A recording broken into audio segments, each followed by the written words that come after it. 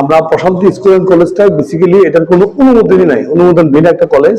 এই কলেজের ছাত্র ভর্তি সংক্রান্ত কোনো কার্যক্রম করতে পারে না। আমরা এই কলেজের যে অধ্যক্ষ মহোদয়কে দেখেছি, তার সাথে কথা বলেছি, সে তার দায়িত্ব পুরোটা সে স্বীকার করে নিয়েছে।